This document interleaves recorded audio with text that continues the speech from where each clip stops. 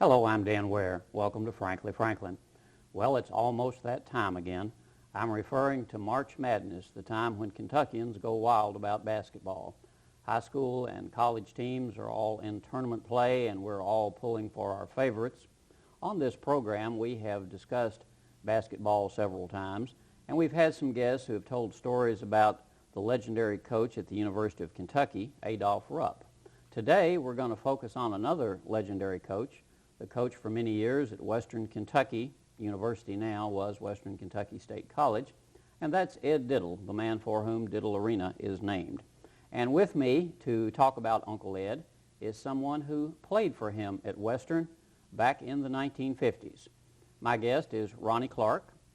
You may know Ronnie as a banker, an educator, or as an assistant coach, but in his day, he was known for his jump shot at Western and played, I think, for 4 years for Coach Diddle. So, Ronnie, tell me a little bit about your playing days and how you came to play for Coach Diddle. Yeah, I'll give you a real quick version of how I got to Western. Okay. And I'll talk to you about the famous Ed Diddle. All right. When I graduated in 1953 from Barrett High School in Henderson, I thought I was a pretty good basketball player, but nobody else did. Henderson, Kentucky, we're talking That's about. right. Yeah, up on the river. Yeah. Actually, I never did get any offers, Uh-huh. and I was very discouraged. About May of 1953, 2 months after the season had ended, I wrote Coach Diddle a letter and told him what a great coach he was. I'd been listening to all of his games, and I felt like that he'd been missing a piece of his puzzle, well, that was me. And so, Okay. so as a result, it was almost June. As a result, he liked my spirit, I guess. He called my coach and asked me if I would like to come up and try out. So I came up and tried out against the Kentucky All-Stars Oh, okay. on a Friday afternoon, and he put me on Earl Atkins, the 6'3" All-State Mr. Basketball from Ashland, Kentucky. And He had probably had, what, 4 or 5 inches on you in height? 6'3". Yeah. So we battled all day, Yeah. 4 games, and I came away Friday afternoon, and I asked him what he could offer me, and he said nothing. Huh. He said, "You're not as good as you said you were in your letter." Oh, my. So I said, "You mean you're not going to give me a thing?" He said, "Well, I can give you a place to stay in your books, but that's it." Yeah. I said, "Well, I'm not coming, Coach." So anyway, I left and went back home on Sunday. 2 days later, I get a call from him, and he said, "Mr. Atkins, the boy that you guarded in practice, has decided he's not going to play on the Kentucky All-Star team. I wondered if you'd like to come and replace him." And I said, "Yes, sir." So I came in for Western the next day and practiced, and then we played on Thursday. This was the Kentucky All-Stars against Ohio at that time. So he was coaching it, and Thursday I played and had a good night, and Saturday I played and had a extremely good night, and with 2 minutes to go in the game, he took me out and asked me if I wanted to go to Western. I said, "I've been telling you that all along."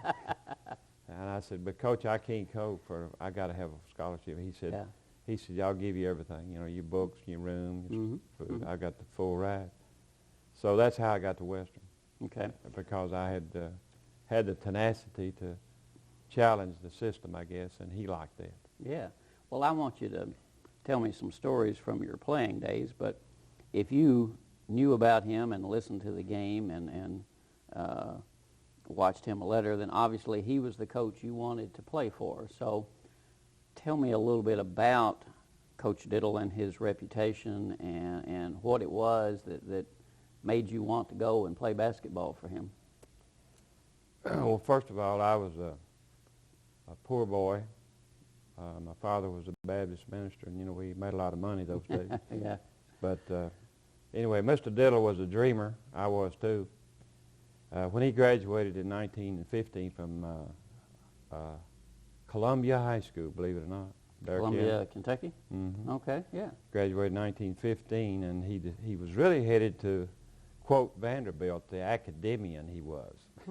Okay. But anyway, his uncles persuaded him to go to Center College. Yeah. And he went up there on a basketball scholarship, which means that he had to work. He had to wait tables and do a lot of things like that. But anyway, he did go to Center College and to play basketball. And when he got there, the basketball team and the football team persuaded him to play football, which he had never seen. He had never seen a football game. So he played football for Center College and established himself there as a pretty rough guy. But anyway, he played for Center College, and prior to him going to the service, he left Center College in 18 or 19 and went off to World War II. But prior to him going to World War II, he was going to the football game one afternoon, and there was a young man came up to him and asked him if he had any tickets, and he said, "Yes, I do." Said, "They give us 2 tickets for every game," and he said, "Well, I'd like to go to the game, but I don't have any money." And this guy's name was Dr., as Coach Diddle later said, his name was Benjamin Smock. But he wasn't a doctor, but he was studying to be a medical doctor. He was going to UK. Okay. And he was dating a lady by the name of Cynthia Key, I believe it was, Okay. who was going to Center College, and so he gave them his tickets. Okay. Yeah. And never saw him again until 1922, I guess it was. But So he's been in the service and come back. the service come back, okay. and when he came back to Center College to finish up, Yeah. he finished up in December of 20, I think it was 1920.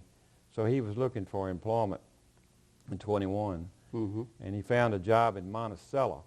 Yeah. The coach at Monticello had been called to service, and so he went down there and finished up the year.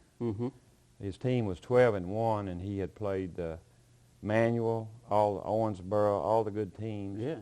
And he ended up in the semifinals of the Kentucky High School Athletic Association state tournament. Yeah. Okay. And so he got beat by Manual by 1 point, I Yeah. think, or 2 points, Yeah. 22 to 18, something like that.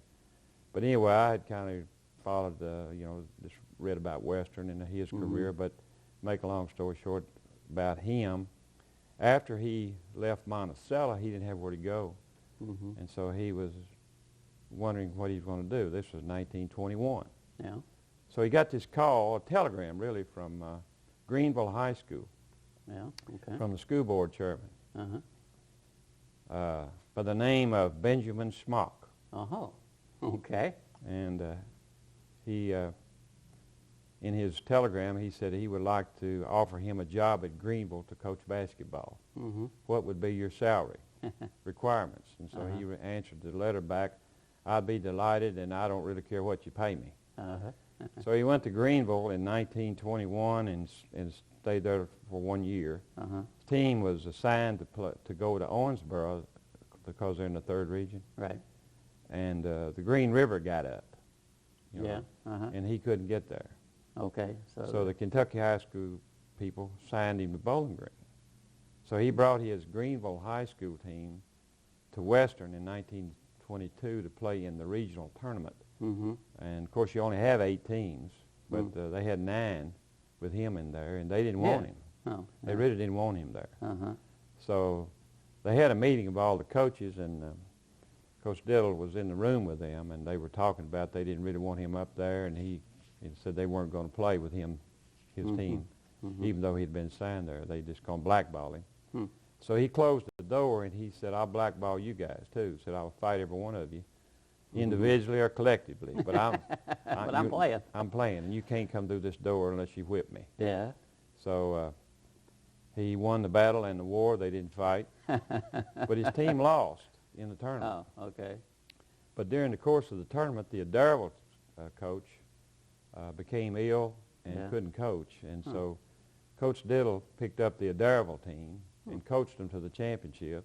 Oh, really? And they went back to the, or he didn't go with them. The coach went with them. But their coach got well, Right. but they got to go on to the state. So Yeah. he okay. took them to the state tournament. I mean, his coaching ability was, was instrumental in having them get to the state again.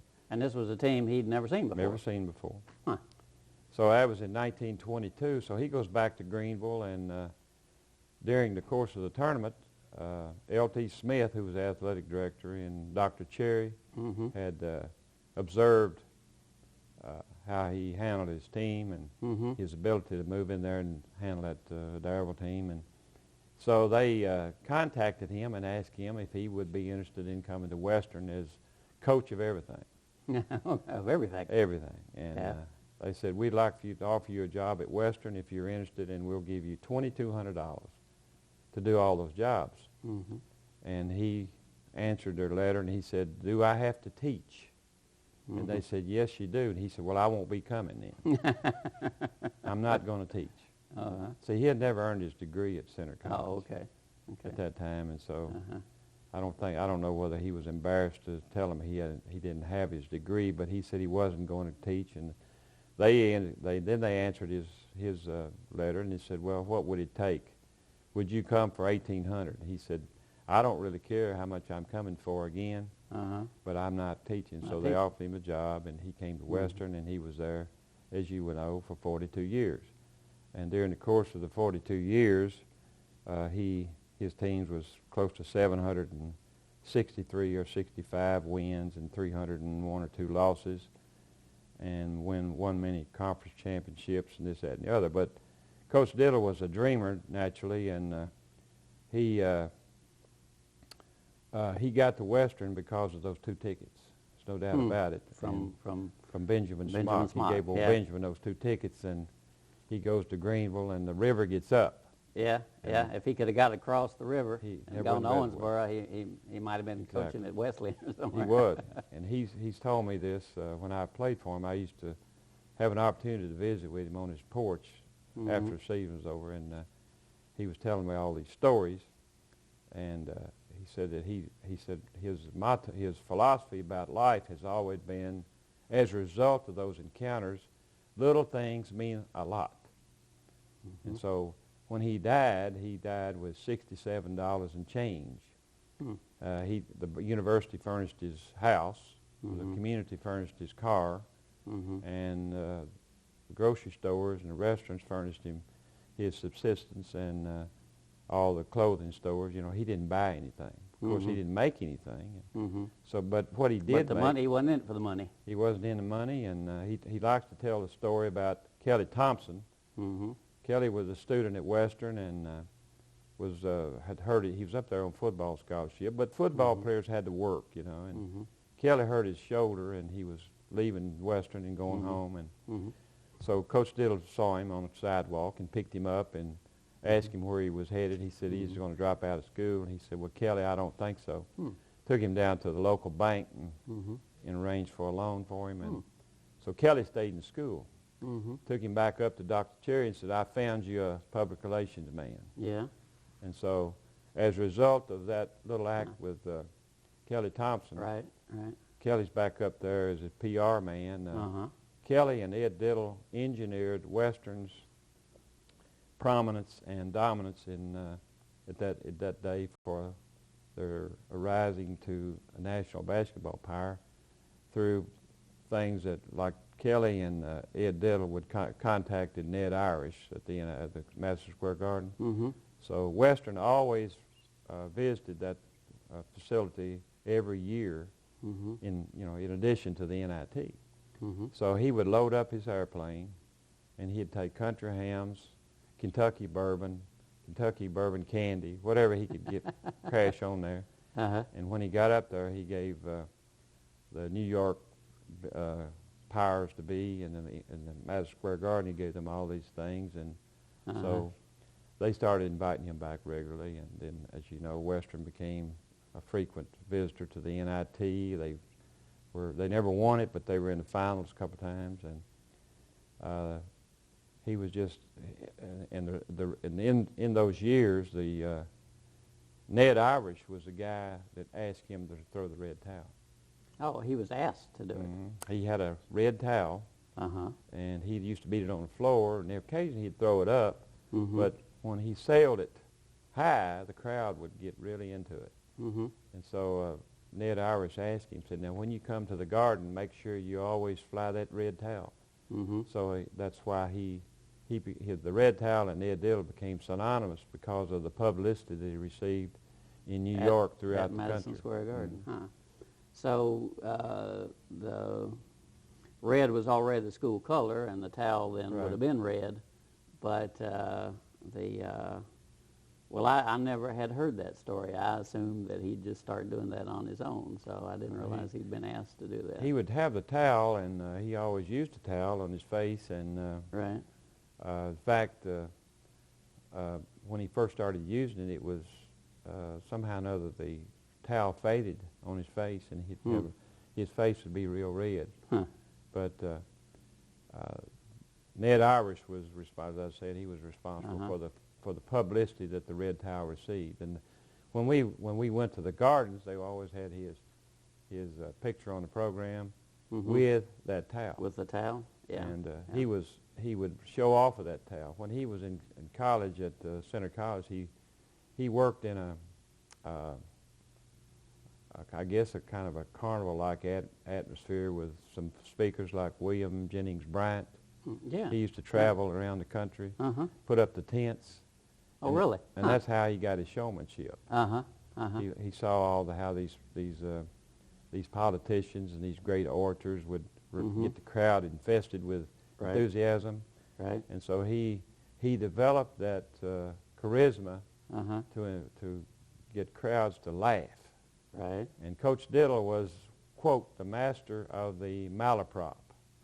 Yeah. And he would always, the malaprop by definition is, as you know, is saying things and meaning something else. Right, yeah. Okay, well, give me some examples. Well, there are a lot of examples about the malaprop that Mr. Diddle had, and he, by the way, he just kind of unassuming with it. He didn't really try to do it, but personal experiences I had with him on his days when he was in a good humor was he would say, Ronnie, go out there and practice. And he had a very distinct voice, by the way, and when I changed my voice for the audience here, I'm Don't talking imitate like his Ed Diddle. voice. All right, well, we're looking forward to hearing it. Ed Diddle would say, Ronnie, get out there and work on your 20-hand one-footer. And when I first heard him say that, I kind of chuckled, and he said, what are you laughing about? Get out there and work on your 20-hand one-footer like I told you. And so, you know, I kind of laughed about him, but I didn't really know what he was saying. But I did know what he was saying. He was saying, get out there and get on that jump shot, that one-hand jump shot you got. Yeah. So anyway. But it was a one-footer instead of a one-hander. Yeah. He'd come up with those, and then he would say, one-footer. he would say, I want you to, we're not going to practice on these plays anymore till you get them right. Which could be difficult. Yeah. And he would say that, and he would politely tell you to get out of practice. Huh. I mean, he would throw you out. He just out you go. He said, guys, we're not going to practice anymore till you get them right. Get out of here. And he'd throw us out of the gym. And one day he came up to the Garrett Center one afternoon, and we ate there after we got thrown out of practice. But he came up, and he was fuming about our inability to comprehend what he was trying to teach. But he said, he said, you guys, y'all just amaze me. He said, I just don't know what's wrong with you. I said, you're getting fat for one thing, and you're not running the court, and you're getting fat like dogs. He said, I think your problem is you got too much milk. And he looked at we always had a quart of milk. Right. And he looked at the quart of milk, and he said, Miss Dietitian, come over here. So she came over and says, yes, sir, Coach. He said, from now on, I want these boys to get 2 pints. Instead of a quart. That's right. So we got 2 pints. And so in about a week, he comes back over, you know, after he throws us out again. Yeah. Comes back over and sits down, and he's looking at us. He said, well, you know, one thing about it, said, you are improving a little bit. Said, I knew that milk problem was getting you. But he was sitting on his house there. You know, they had a diddle dorm, and I was sitting over on a rock with him one day, and he had a thing about sidewalks. And he told Dr. Thompson, he said, Dr. Thompson, never build a sidewalk until you know where the traffic's going. So he had a thing about kids walking on the sidewalk. And if you walked on the grass, you're going to get his wrath. So this kid drives up and parks his car, and he hollers at him as he goes across the grass. He said, freshman. So So this kid came over and he said, I'm not a freshman. He said, you getting smart with me, boy? He said, no, sir. He said, well, you sound like it. Where you from anyway? He said, well, I'm from Cincinnati. And he said, he shook his head. He said, Ronnie, he said, that boy's lying to me. I see them damn Ohio plates on his car.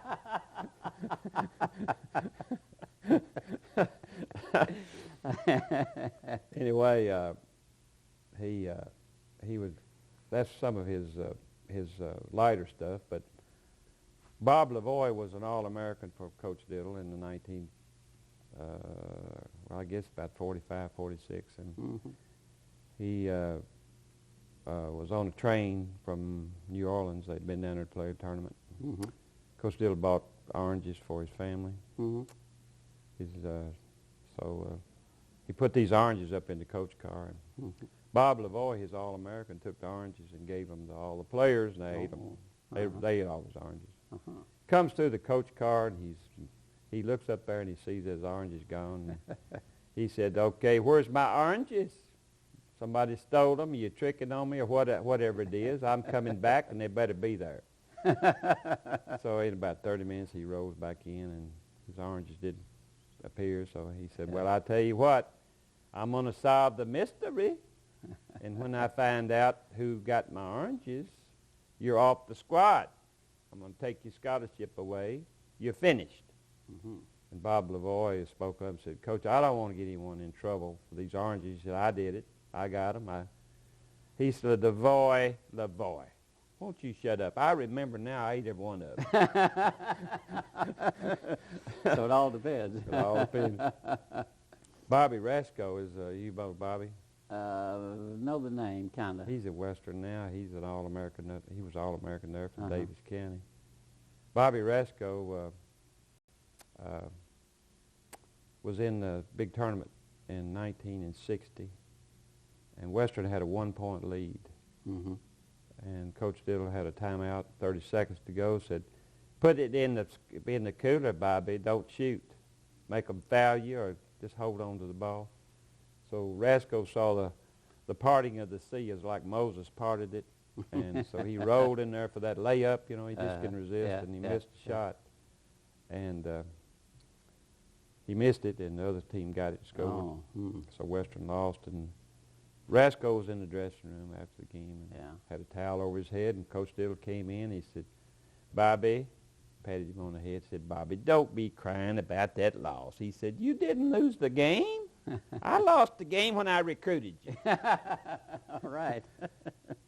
So he had a way about him that was just really unusual. He told me one time about a story about the little things being a lot about a courthouse in Pennsylvania that was built many years ago, and when the raindrops hit the courthouse roof, it didn't go into the sewer like it does now. It was channeled back into the river, and just straight in. So he said when that rain hits that little courthouse up there, said it goes into that place, some drain pipes, and it gets into the river, the Ohio River, and it comes on down and hits the Mississippi, and it gets into the Gulf of Mexico. He said, you know, if that little raindrop didn't do all that stuff, that Gulf of Mexico would be there. And that was one of his illustrations about the little things mean a lot. He was well respected in Bowling Green, as you know. 42 years he knew everyone, and like I said, all the championships that he brought him, and there was 4,500 people in that gym, and he would go to anywhere in the community. He went into a bakery. The man says, hi, Coach, how you feeling? Good. He said, good, I'm in here for a chocolate pie. He said, could I cut it up for you, Coach? He said, yes, by all means, cut that pie up. He said, would you like me to cut it in 2, 4, or 6 pieces? And he said, oh, by all means, cut it in 2. I can't eat 6. Well, when he started his career, were there people in Bowling Green, and I don't have any idea what the population of Bowling Green was then, but were there people who said, you know, we're in the Ohio Valley Conference, we're not in the Southeastern Conference, and, you know, people in New York City, they don't know where Bowling Green is and don't care, and you know, we're a college that people haven't heard of. I mean, did he have enough charisma that people got behind what he was trying to do right off the bat? Interesting enough, he did have a lot of support in the community that would give him the financial resources he needed to give the publicity to the university. Somebody had to pay for those country hams Right. and that bourbon. They sure did, and I think that was all donated locally. And but Kelly Thompson really was the master behind it. Kelly Thompson and a guy named Bob Cochran, who was Kelly Thompson's assistant. They were kind of the PR fellows at Western at that time, and so through the just undying persistence that those two guys had to make Western what it was in basketball. And see, the other thing is Western, well, back in those days, it was an all-white team, and we didn't compete against the black students, but Coach Diddle always had an eye for those black students. He liked them. We played Fort Belvoir in 1954 and 55 in a practice game, and they had a black youngster, and the people in Bowling Green were a little bit scared about that, I guess. And he came on the radio and TV, not TV, but the radio and the newspaper, and said, if that kid can fight for his country, he can play in my gym. And he said, I better not have anybody up there getting him any trouble. As you well know, he recruited Western's first black athlete, Clem Haskins, Dwight Smith, were two of his top recruits in 1964. John Oldham was the benefactor of those those great teams that he recruited. But he always had a good heart and a good liking for people that had manners and who were representing their country.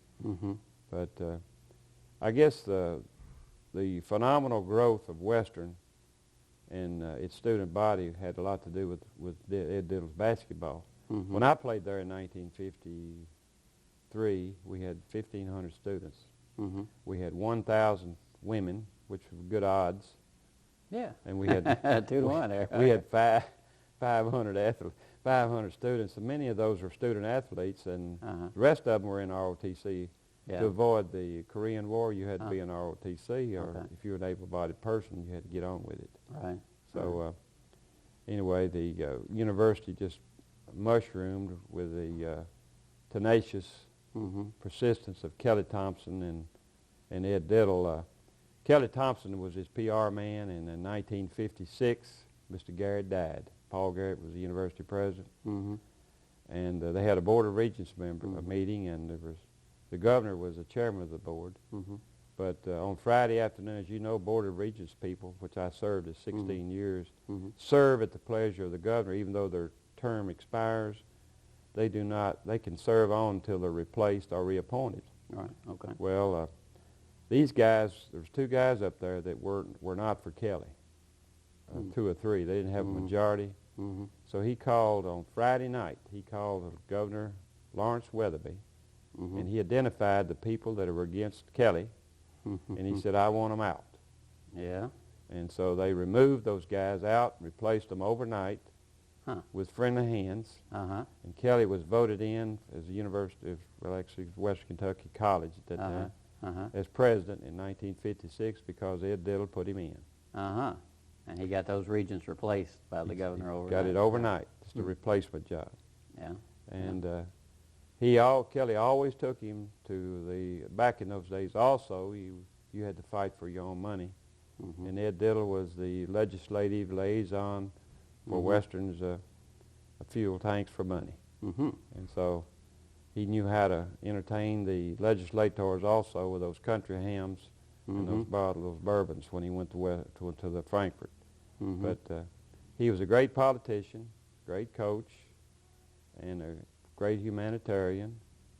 And Western would not be where it is today without his influence and the things he brought there. But you know, it's kind of, I don't really think it's, I don't think that Ed Diddle's career was planned by him. I think it was kind of, as he told me, it was ordained and planned by the man upstairs. When did they start calling him Uncle Ed? I have no idea when that uncle started, but we always called him Coach Diddle. Mr. Hornback, his assistant, always called him Mr. Diddle.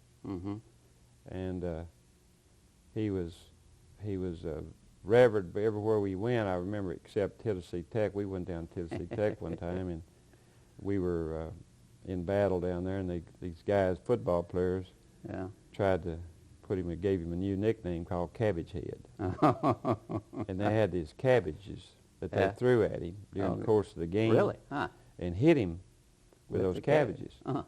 And Billy Joe Booker from Franklin was playing football up there at Western, and they had 25 of our football players down there as our first line of defense. Okay.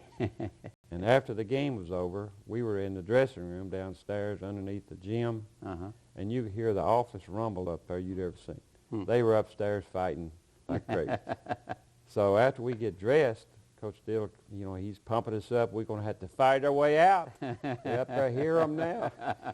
So anyway, he charged us up about getting ready to fight. And as we get ready to go, he said, "Ted, you lead the way." So Bob Lavoie, I told you about the Bob Lavoie. He had another All-American up there by the name of Don Ray. Don Ray ran a sporting goods store, and he went in there one morning, according to Don Ray, and he said, called him Don. He said, "Don, I need some baseball sweatsuits for my baseball team." He coached the baseball team. So he came up and said, "Yes, sir, Coach, I got them fixed for you here." I said, "How much are they?" He said, "They're $2 a piece." He said, "Ray, you're a shyster. It's too much money. I'm not paying you no $202 a pair. I'm going down to Herman Lowe's on the corner." "Well, give me 24 hours. I'll get back to you in the morning." So the next morning, he goes out to the coffee shop at Hunt's One Stop. That was on 31W there as you come in the bowling green. But anyway, he goes out there for coffee every morning at 5 o'clock. Don Ray met him, and he said, "Coach, I got that sweatsuits problem worked out." He said, "What is it?" He said, "I'm going to give it to you for $24 a dozen." And he said, "Ray, I knew you was too high. Send me 2 boxes, 2 dozen." So math wasn't his strong suit. No, not really. He was just, I'm not so sure that he did that on purpose. When I was a freshman, for example, he signed me to chase foul balls. I was his foul ball chaser at the baseball game because I didn't run track and play golf and stuff. So I'd go down and report for the game. And back in those days, it was played at the Downing Center lot where it is now. That's where the baseball field was, and it was grown up on the left with some trees and foliage and things. And so when they hit it down third baseline, if your ball went in there, you'd be in there all day. You had to hunt, yeah. Yeah, you had to hunt. So the ball would be hit in there, and he'd say, "Ronnie, get that foul ball. They're expensive." And I'd go in there, and I couldn't. I'd come out. I don't know where it is, Can't Coach. find it, yeah. He'd say, "Get back in there." So he'd run me back in. So after a game or two, I got me a dozen balls from the manager, and I put them in there. So he'd crack it, boy. "Ronnie, get in there, get me foul ball." So I'd jump in, and I'd be back just like that. I'd come out rubbing that ball, and I'd throw it back to him, and he'd say, "Good job." He'd do it again, and so I never was in there more than 10 or 15 seconds. He said, "Ronnie, you're just like my dadgum dog." He said, "You got a nose for these balls." He said, "You're the best foul ball chaser I have ever seen." He said, "Could you teach my other kids coming up how to do it?" And I kind of pulled one over him that time. I said, "Yes, sir, I'll be glad to." So you never let him in on your secret? Never let him on secret. But you'd scuff him up some before you throw him back just kind of, just take something, kind of mess him up a little bit. Yeah, well, you mentioned his dog. Is that Rex? Yes, the Rex story, he had a nice dog by the name of Rex. He was a kind of a bird dog type. And he and Rex used to go hunting, and he had a car, a Chevrolet car with a rumble seat type thing. You know how the old cars, we pull them back up and make a seat. Rex liked to sit in that seat because of that air to hit his chest. So anyway, he went hunting, and as he stopped to park his car, he stopped abruptly, and Rex goes down underneath it. And so he spent about 2 or 3 days looking for his dog. They had everybody on campus looking for Rex. And so anyway, fortunately for Rex, he had to open that trunk for some reason, and Rex jumped out. And he undressed on him. He said, "Rex, where have you been? I've been looking all over for you." He said, "The next time I tell you to come, you better be coming, boy." Poor Rex. So Rex had a hard time getting his breath, I imagine, after all those days. How did Ed Diddle feel about Adolph Rupp? Ed Diddle and Adolph Rupp were not real close, to say the least. They respected each other, but they appeared only on one program together in their careers, and only one time were they on the same newspaper as a team. Adolph Rupp came to Western Kentucky University in 1964 out of courtesy to Ed Diddle when the Diddle Arena was built, and they appeared on the program. They appeared in the paper and on the program together.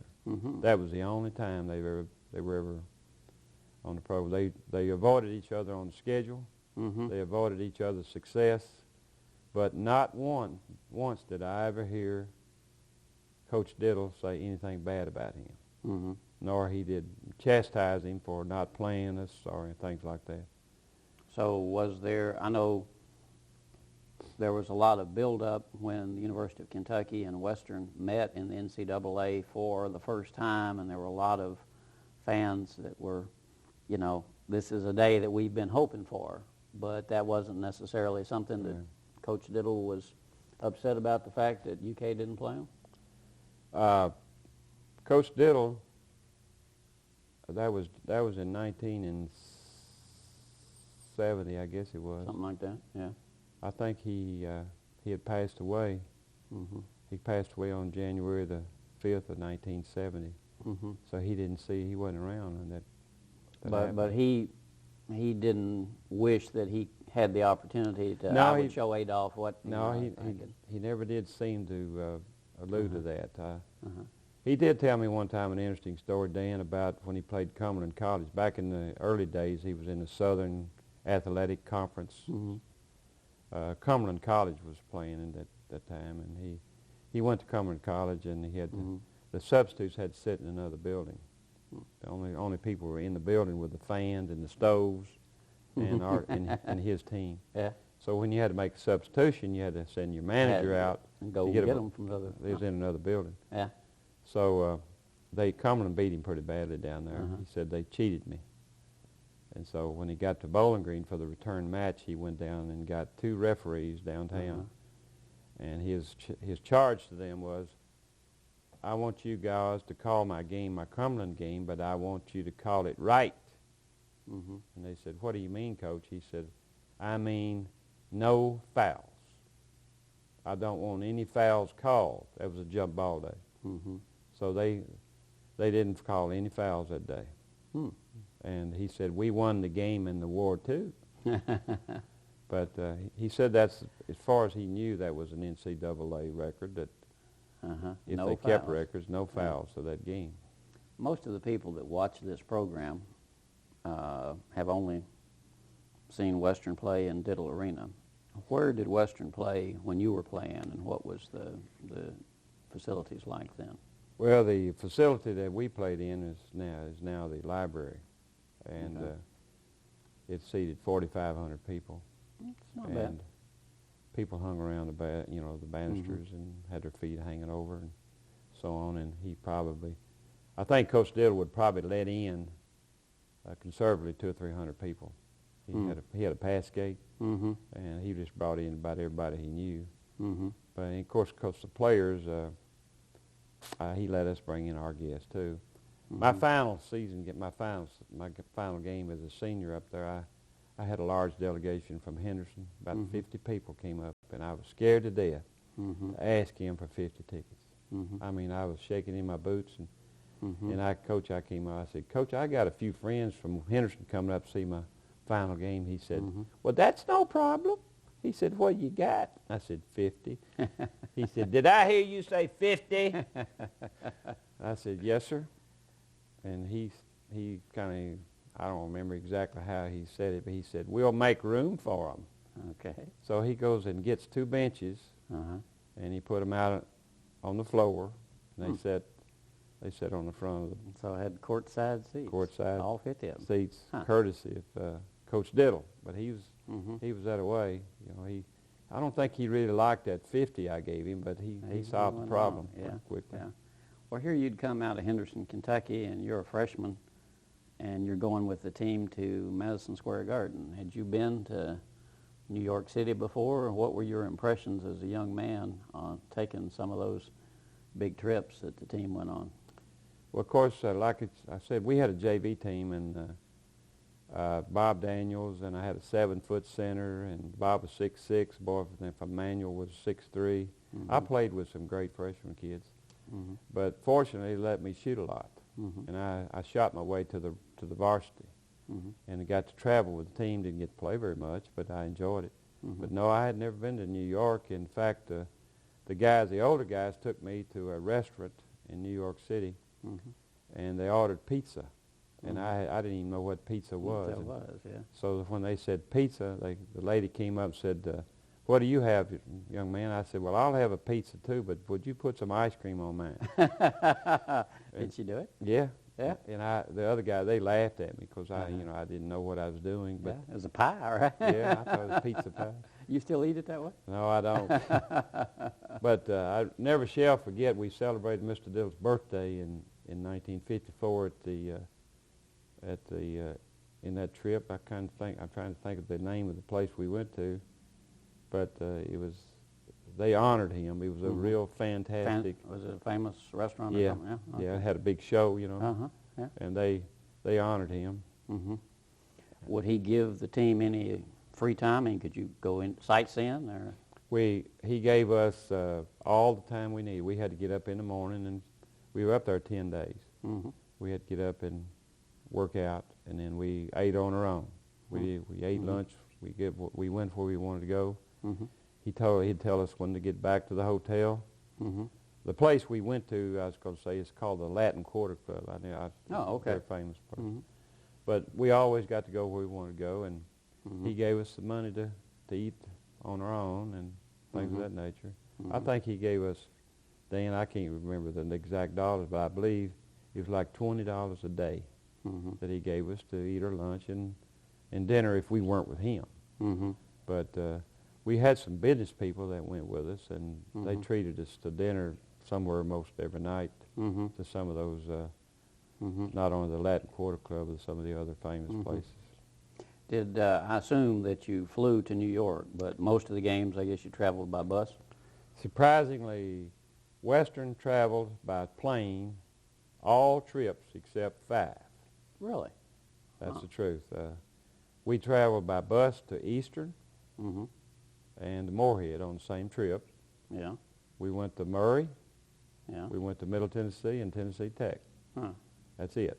The rest of them? Everything else was by air. And that included, you know, of course our schedule was pretty tough. It was Cincinnati, home and home normally. Memphis, home and home. We had Xavier University was on our schedule about a year. Seton Hall and St. Bonaventure, Syracuse, Buffalo. You know, there's a lot of those Eastern teams that we flew to. St. Francis. 2 or 3 years ago, St. Francis of Pennsylvania had a real good team, got into the NCAA.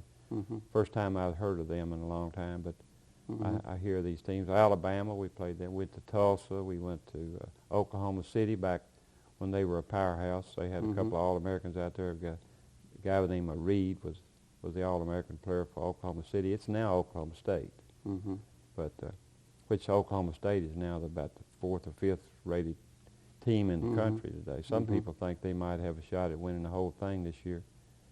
But It is kind of ironic. People say, "Did you travel by bus?" No, it was 5 trips. That's it. And the rest is by plane. No, Yeah. that is interesting. Yeah. Well, from what I've read from the sports information people, for at least a good portion of your career, you were kind of the 6th man coming in off the bench. Did Coach Diddle say to you that's going to be your role, or did you pester him to start before he wanted to start you? Or? Well, actually, my freshman year, I don't want to sound facetious, but I had some great players that let me shoot a lot. I managed to establish at that time the all-time scoring record for a freshman, and so as a result, I had a great freshman year. And he called me in my sophomore year. I thought I'd be starting, but he called me in October, and he said, "Now, boy, I don't want you to get upset with me." He said, "You're going to play, but you're not going to start." And I said, "It doesn't make any difference to me, really, if that's what you want me to do." He said, "We have a senior kid that's going to start ahead of you. He's been in the service. He's my same size, and he's from Ohio. Denzel Miller's his name, and he said, Denzel's going to be the starting guard that you probably think you ought to have, but you're not going to get. But don't you worry about that." So my role, my sophomore year, was I was the 6th man, and I played 30 minutes. The other boy played 10, and I came in off the bench with Ralph Crossweight. I guess you could say he and I were the 6th man together. But Ralph always came in, he and I together, with 10 minutes gone in the game. And believe it or not, they'd tear the house down. I don't know whether I always thought it was me that they were wanting, but I think it was him. He was 6'9", a freshman, and he ended up Western's all-time percentage scorer in college. He was a great player, 6'9", from Middletown, Ohio, Cincinnati, Ohio. And we were reverenced by the student body and the townspeople. It was really a great feeling when you come off that bench and they'd stand up and give you an ovation that you just tear the house down. And then my junior year, unfortunately, I was a starting guard my junior year, but I did a bad thing. I got an ACL on my left leg, my knee. So and I missed a lot my junior year. I was in and out. I'd start, and my knee'd swell up on me, and then I'd come off the bench, and I was just kind of in and out. But, you know, it's interesting. At that time, he still had a lot of confidence, I guess, in my ability, which I appreciated. We were playing at Xavier one night, and I didn't have an opportunity to warm up. I was in such pain. And so he put me in with 10 seconds to go, and we were down 1 point. And his instructions were for me to come off the screen and shoot the ball and hit it. I said, "What if I miss?" He said, "Heaven help you." And so I shot, and the ball went in, and he came up, and he said, "You've had a great," see, here I am battling this knee problem. He said, "You've had a great year." I said, "I thank you for that shot." So he had an uncanny way of kind of making you feel good about your contributions, even though I didn't. And then my senior year, I was the starting guard, one of the starting guard positions, and I averaged about 16 points a game, I guess. But we had good. I couldn't have done the things I did without the good players we had. We had some great players that they liked to rebound and liked to set picks, and fortunately, he let me shoot. You know. If the offense, so would he tell him get the ball to Ronnie so he can shoot that 20-hand 20-hand Yeah, he had a play for me. I wore number 10, and when I heard his name, I heard his voice, 10. I knew that I had the green light. And many times I also shot a 2-hand set shot. I was the last one to shot it. And when I come across the 10-second line, many times when I'd hear him say 10 plus, I knew he wanted me to shoot when I come across the line, because they'd back off on me, and I could shoot and hit pretty good out there. So didn't have a 3-point shot in those days, but I was accurate enough that I could hit half of them in a ball game, probably. so he let me shoot all I wanted. He never told me not to shoot. Yeah. But it's interesting. I'll tell you an interesting story that we were playing Tennessee Tech one night. Mm-hmm. I shot 6 or 10 shots and missed them all. Oh. Yeah. In the starting role. Uh-huh. And so I went over, we had a timeout, and I come over and I said, Coach Diddle, take me out. Yeah. I'm horrible. He said, when did you start coaching? I said, right now, sir. I said, Eric Back is your man. Uh-huh. I said, he's hot. I saw him in practice. Warm Uh-huh. up. Put him in. We'll win. Uh-huh. So he said, all right, Eric, get in there. So Okay. Back gets 28 points. Mm. So we win, and about 20, I guess. And Mm-hmm. after the game, he came over and shook my hand. He said, welcome to the coaching ranks. And he actually publicly gave me the quote in the paper. He said, well, the guy that won the game for us didn't score a penny, didn't score a point. Mm. Clark took himself out, said he's a smart boy. No. Well, it made you feel pretty Yeah. good, didn't it? Yeah. Well, there is life after basketball. Did you, while you were playing, you were also pursuing your degree, did you have what became your career path in mind? Or we got a little time left. Yeah. Kind of, the year I was a freshman in high school, you were my principal. So I know you worked in education, you worked in banking. Now you're probably at the point where you could be living in Florida in the wintertime, but you're up here helping coach. So tell me a little bit, and we've used up all the time, but tell me a little bit about your days after Western. Well, I'll make it very brief because the Lord's been good to me. I happened to marry a cheerleader up there. Joan Clark. Mm-hmm. Joan was a cheerleader at Western, and we got married my senior year, and then she was in education. I was too. Mm-hmm. So we had a job offer at Auburn, Kentucky to teach in PE, health and PE together, and I was coach. She's cheerleader sponsor, and then Yeah. so we did that 3 years, and then she got pregnant with our son David, who's the Mm-hmm. head coach here, Mm-hmm. and we couldn't live on her salary. I mean my salary, coaching Mm-hmm. salary. Mm-hmm. So I dropped out of. She quit teaching to raise David. I dropped out and was nominated principal over there. Mm-hmm. Which would compensate my, pretty much the 2 salaries. Mm-hmm. So then Uncle Sam called me up to a year. I'd been in the service 6 months. Mm-hmm. 1 year when I was Mm-hmm. coaching at Auburn, they let me out and let me back in. Mm-hmm. One of those March to September deals. Right. So anyway, went back. We went to Fort Chaffee, Arkansas, for a year. Mm-hmm.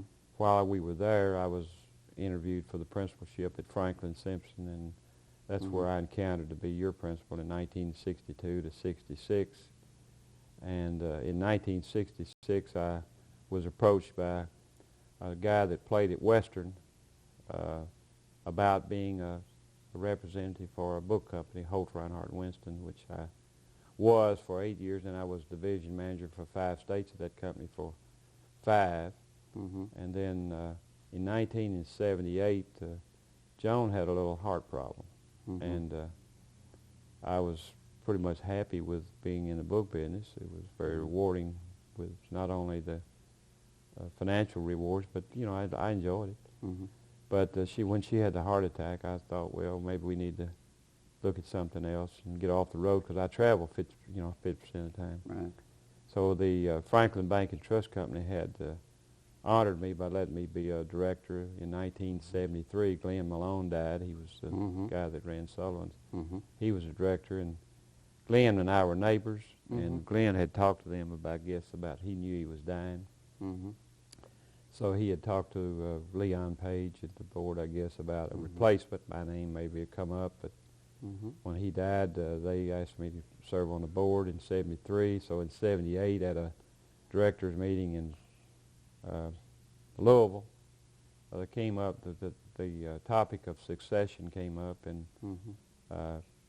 I was still traveling, and about a month later, after she had the heart attack, I consented to get off the road, and Leon and them asked me if I would come in and consider the opportunities down the road if I was, if I could handle it Mm-hmm. and do the job to succeed him as president and CEO when he retired in '87. Mm-hmm. which I did till 98, I guess it was, 97, 98. And Gary Brody is our president, CEO now. And since that time, I've been on the board. I'll continue to be there for another year, and I have volunteered my time in helping what little I can with the basketball programs, whether it's been the girls for 5 years and the boys now. But I still go in the bank, and I still have an obligation there for another year. But it's been an enjoyable experience, and I've been very, very blessed. I know that, and met some nice people. This community has been nice to me and my family, and I'm proud to be a citizen here. This time of the year, you're back in the gym, I guess, about every day, and that gym was probably built around the time you were principal, or would have been brand new, right? Does that bring back a lot of memories to go back in there? Actually, in 1962, when I walked in and was hired as principal, they were pouring the foundation for that gym. And we dedicated that gym in February the 1st of 1963 against Allen County. And they can talk about the largest crowd they've ever had, but the largest crowd that was ever in that gym was 2,800 plus people. Allen County versus Franklin Simpson.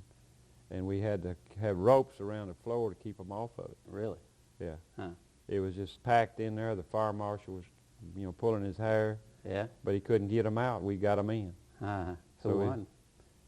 Franklin Simpson. All right. Yeah. Yeah. One of the few times we've beaten Allen County. I can remember some awfully big crowds when Jimmy McDaniels was playing for Allen County. Yeah. It was a big crowd. So, well, we're taping this before the Pack the Stands program that's the final game of the season, but we're going to show it before district tournament starts.